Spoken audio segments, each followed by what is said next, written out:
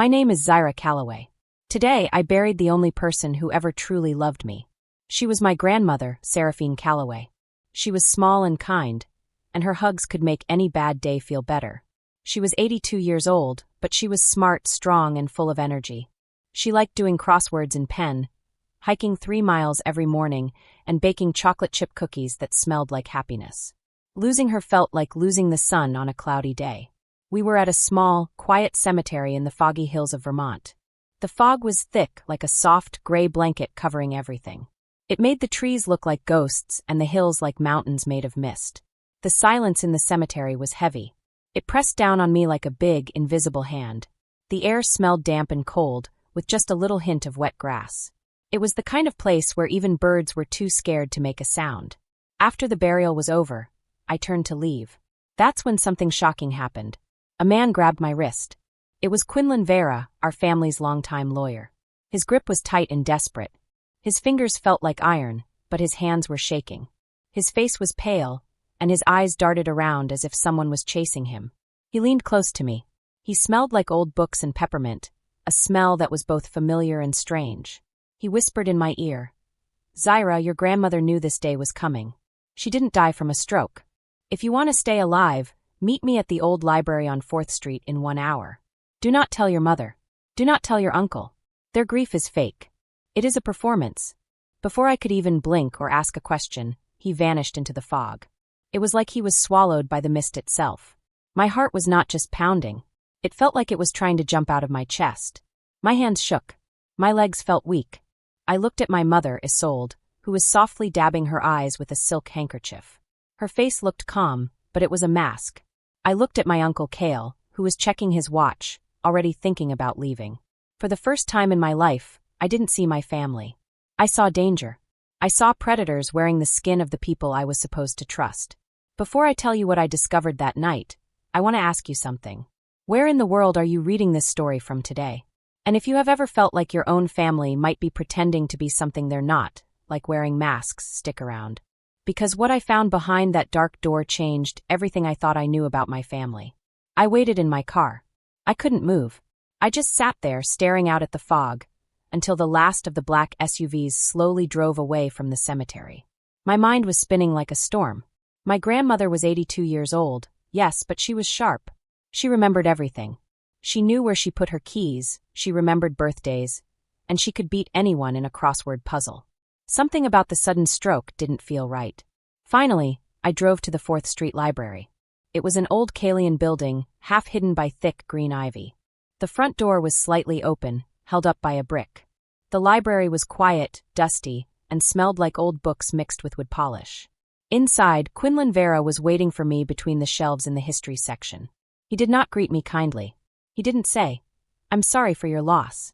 He just handed me a thick manila envelope. "Zyra," he said, his voice trembling, "your grandmother came to me 3 weeks ago. She was scared. She said her oatmeal tasted like metal every morning. She thought she was losing her mind, forgetting things, thinking she might be getting dementia. But then she found her spare keys in your mother's purse." He opened the folder and took out papers. Inside was a lab report. It wasn't from a hospital. It was from a private toxicology firm. "She sent me a sample of her heart medicine," Quinlan said. "It wasn't blood pressure medicine. It was poison, a strong kind of arsenic that works slowly. It makes a person look like they had a stroke over time. It was clever. It was evil. And it was meant to kill her slowly, without anyone noticing." I felt sick. My hands shook. My stomach felt like it had turned into stone. "My own mother?" I whispered. "Why?" "Because of the Calloway Trust," Quinlan said. "Your grandmother wanted to leave everything, her house, her land, $40 million to you. But she knew Isolde and Cale would try to take it. She made a special digital vault that only opens with your fingerprint. If she died naturally, your mother and uncle would have time to trick you into signing papers. If you signed them, you'd be next." I drove home in a daze. The Calloway estate was a sprawling mansion. Normally it felt warm and comforting, but that night it felt like a tomb. Every shadow looked dangerous. Every sound was frightening. I walked through the front door.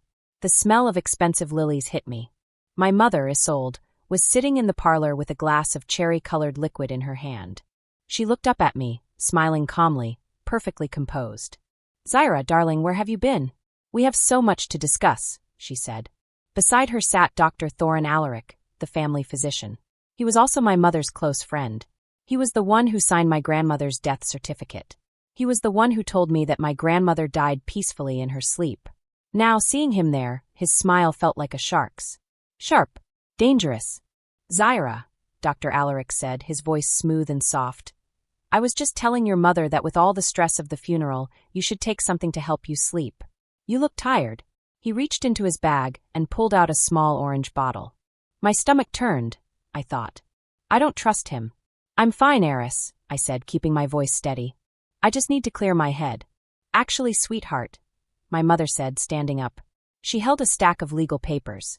Before you go to bed, we need to handle the boring stuff. Your grandmother's estate is complicated. To keep the taxes from taking too much, you need to sign these management transition forms. It's just a formality. It gives me and Kale authority to handle the heavy lifting so you can focus on your studies. I looked at the papers. I recognized the words from what Quinlan had warned me about. It wasn't management. It was total surrender. If I signed, my mother could control everything. She could even put me somewhere I didn't want to be. Take the money, and I might never be heard from again. I'll look at them in the morning, Mom, I said, trying to walk toward the stairs. But Uncle Kale stepped out from the hallway, blocking my path. He was big and strong, a man who had spent his life waiting for his mother to die so he could get what he wanted. The morning is too late, Jay, he said, his voice dropping low. The bank needs these by 9 a.m. Just sign. We're family. Don't you trust us? The word trust sent a shiver down my spine. I looked from my mother's cold, calm eyes to the doctor's smooth, perfect smile to my uncle's looming figure. I was trapped. I was in a house with 3 people who had killed my grandmother. Then I remembered my grandmother's cottage at the edge of the property. She had spent her last days there. I remembered the little things. The smell of cookies baking in her tiny kitchen. The softness of her armchair by the window. The little pen she gave me to write letters. I forgot my favorite pen, I lied. It's in Grandma's guest cottage. I can't sign something this important without it. Please give me 10 minutes. Before they could argue, I bolted. I ran out the back door. The cold night air hit me in the face. The fog swirled around me. I ran toward the small stone cottage at the edge of the property where my grandmother had spent her last days. Every step I took felt like I was escaping from something dangerous. Every shadow looked like it was following me. When I reached the cottage, I went inside. The little wooden floorboards creaked under my feet. The air smelled like old books, cookies, and something else I couldn't identify. I found the little pen on the table where Grandma used to write her notes. I held it tightly in my hand. It was like holding a piece of her love, a piece of her life. I knew I had to be careful. I could not trust anyone in that house. Not my mother, not my uncle, not the doctor. They all wanted something from me, something dangerous. But my grandmother had left me a way to protect myself and her money. I had to figure out how. I sat down at the small wooden table in the cottage and opened the manila envelope that Quinlan had given me. Inside were papers, a key, and instructions from Grandma. She had thought of everything. She had known her family would try to take what was hers. She had made sure I could get it if I was smart and careful. That night, in the foggy hills in the little cottage, I felt my grandmother's love surround me. Even though she was gone, she had left me a gift. Not just money, not just property, but knowledge. She had taught me how to see through lies, how to be brave, and how to protect what I loved. I knew the next few days would be dangerous. I knew I had to stay smart, but I also knew one thing. My grandmother loved me more than anyone else. And because of her, I would survive. As I walked across the grass toward the house, I noticed a light flickering near the neighbor's bushes. It moved quickly, like someone was trying not to be seen. I squinted, and then I saw it. It was a flashlight. It was Mrs. Odalise. She was very old, about 80 years old, with thin white hair and little glasses that always slipped down her nose. She had lived next door for 40 years, and she always seemed sweet and quiet. "Zaira, come here," she whispered urgently. I ran to the fence that separated our yards. My heart was beating fast. Mrs. Odalise looked terrified. "You didn't eat anything in that house, did you?" she asked, her voice shaking. "No, why?" I said, confused. "I saw them," she whispered even lower. 2 weeks ago, I was outside late at night, looking for my cat. I saw your mother and that doctor near the old well. They were burning bags of clothes, and Seraphine's tea sets. I froze. My stomach felt like it had dropped into my shoes. "And Zaira," she said, leaning closer, "I saw your mother's face. She wasn't crying. She wasn't sad. She was laughing. Mrs. Odalise reached through the fence and handed me a small book, bound in soft leather. Seraphine threw this over the hedge the night before she died, Mrs. Odalise said. She told me that if I ever saw the black hearse pull up, I had to give this to you. Only you. No one else. I took the book and ran into the little cottage, locking the door behind me. My hands were shaking so hard I could barely hold it. My legs felt like jelly. I slowly opened the book. I had expected a diary, something with small, private thoughts. But it wasn't a diary. It was an evidence log. My grandmother had been keeping notes and proof of something very dangerous. She knew she was being poisoned, but she didn't know who she could trust in the local police. Uncle Cale was friends with the police commissioner. They even played golf together. Inside the book, taped to a page, was a tiny micro SD card. The last note in the book read, "They think I'm fading. They think dementia is working. Today, I hid the recording device in the base of the parlor lamp. If you are reading this, Zaira, the truth is on that card. They killed me for a life they didn't earn. Don't let them have it. Use the well." Our property had an old stone wishing well. It had been closed off in the 1920s. Then I realized what Grandma meant. She wasn't talking about water. She was talking about a secret hiding place. Suddenly, I heard footsteps on the gravel outside. "Zaira, darling, it's been 10 minutes, my mother's voice called out. It sounded sweet at first, soft and kind, but there was a sharp edge to it, like a hidden blade under velvet. My stomach twisted. I tucked the diary and the tiny card into my coat and climbed out the back window. I stayed low, crawling through the wet, damp grass toward the old well. The air smelled of moss and wet soil, and the night was quiet except for the rustling of leaves. I pulled at the heavy wooden cover of the well. It groaned, but it moved. I peered inside. Just 3 feet down, resting on a small ledge, was a waterproof pelican case. I grabbed it quickly and sprinted back toward the house, not to go inside, but to reach my car. "Where is she?" I heard Cale shout from the porch. I reached the car, my hands fumbling with the keys. I dived inside just as Cale rounded the corner. He slammed his fist against my window. His face was twisted with rage. "Get out of the car, Jemima," he yelled. I put the car in reverse and floored it. My heart pounded as I didn't stop until I reached the local police station. Not the one in our town, but the state police station a few towns over. I sat in a cold interview room with 2 state investigators. We plugged the micro SD card into a laptop. The screen flickered, and at first all we heard was the sound of a fire crackling. Then voices came through. "How much longer, Eris?" "That was my mother." "A week, maybe 2, Dr. Alaric replied. "The arsenic is building up perfectly. The heart palpitations will look like a normal cardiac event. No one will question an 82-year-old's heart failing." "And the girl?" "That was Uncle Cale. Zaira is getting suspicious. She's always at the cottage. Once Seraphine is gone," my mother said, her voice cold and flat, "we'll put Zaira on sedatives. A few months of her acting erratic, a few failed exams, will have her declared incompetent. We'll control the trust, and she'll live in a nice, quiet facility where she can't make trouble." The investigators sat in silence. I felt like I was floating outside my own body. Hearing your own mother plan your death is something you never forget.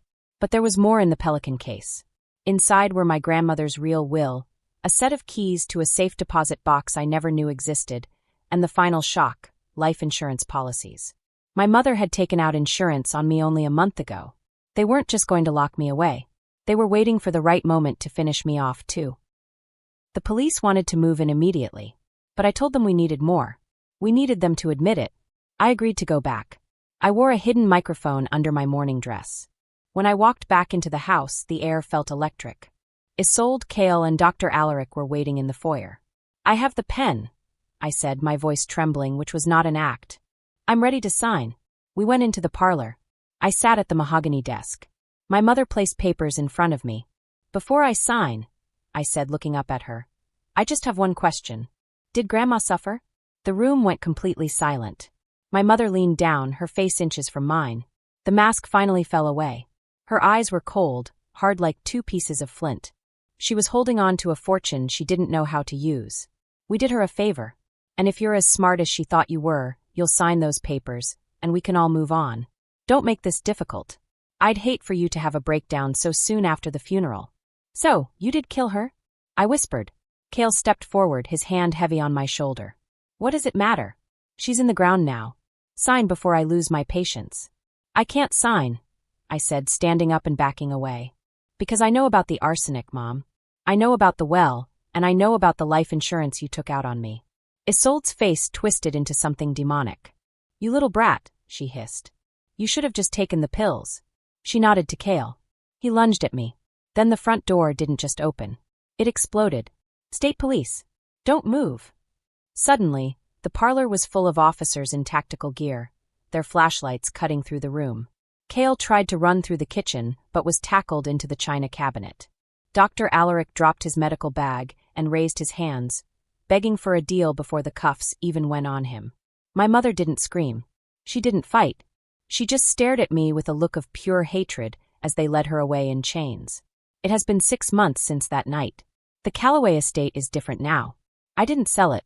Instead, I used the money from my grandmother's dead man switch to fulfill her secret dream. She always hated how the wealthy families in our town looked down on the struggling people in the valley. So the mansion is no longer just a family home. It is now the Seraphine Calloway Foundation for Truth and Justice. We help people who are cheated out of their money by greedy family members. We give legal aid and forensic accounting, so no one can trick them anymore. Uncle Kale and Dr. Alaric are serving life sentences for first-degree murder. My mother, as the mastermind, is in a maximum security prison. She sometimes sends me letters. I never open them. I burn them in the same parlor fireplace where she once planned my death. Yesterday, I visited Grandma's grave. I didn't bring lilies. I brought a single red rose and her old crossword book, completed in pen. I realized that greed doesn't just break a family. It shows who people really are. And for every person who tries to steal your light or your gold, there is always a way to fight back. You just have to be brave enough to look behind the dark doors. My name is Jamma Calloway, and I am finally free.